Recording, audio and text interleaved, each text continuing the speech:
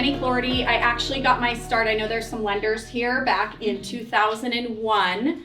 Right after September 11th, I was recruited into a mortgage company and I was trained to be a processor.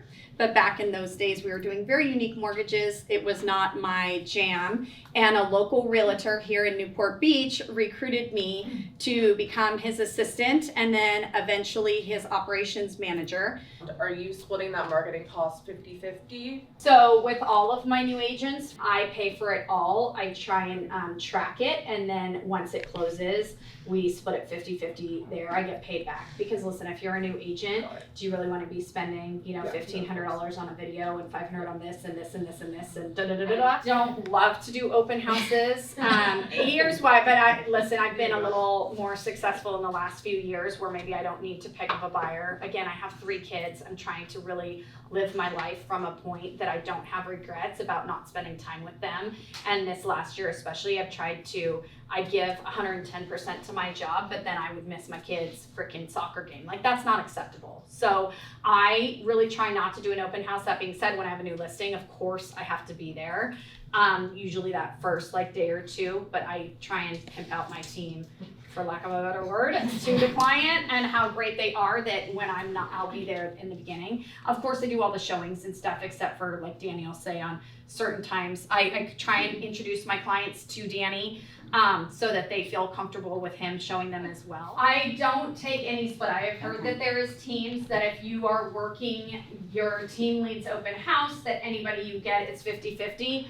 I actually want them to work my open house. Why would I ever do that? Because otherwise, why wouldn't they go work somebody else's open house? It's not gonna and they keep missing their kids' soccer game just to be there. Yeah, like that makes no sense to me. So absolutely not. It is what it is, and they get all that business, and I get to have a happy life and not get harassed and enjoy my kids' soccer game.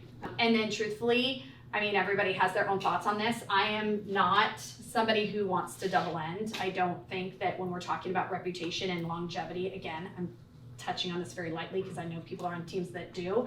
I don't think it works well with the other agents. So you're still making money on the back end. The more business they do, you still get a little bit.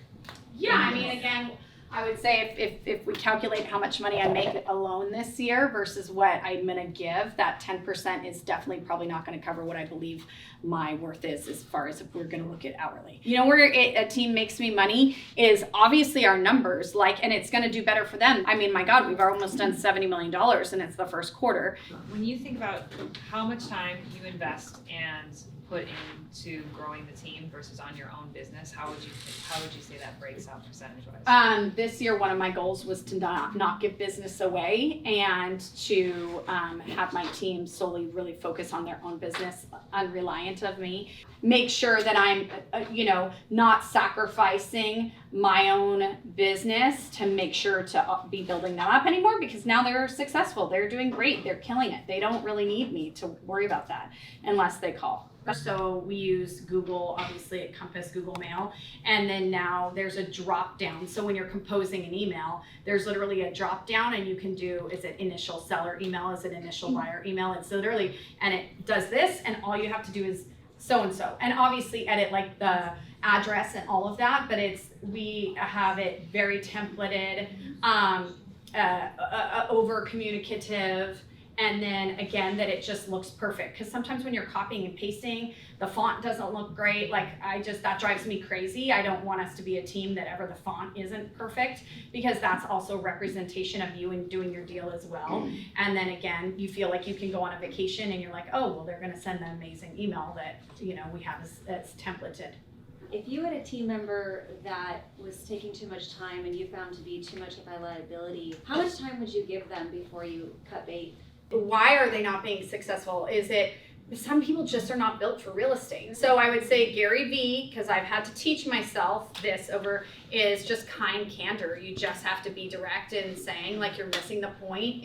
And you have to be kind about it, but then you're not being a great leader if you're not being direct about what they're doing wrong so that they can learn. And then I would say once you do that, if they're still not getting it, then it's not like a fit, Thank you so much. Thank you.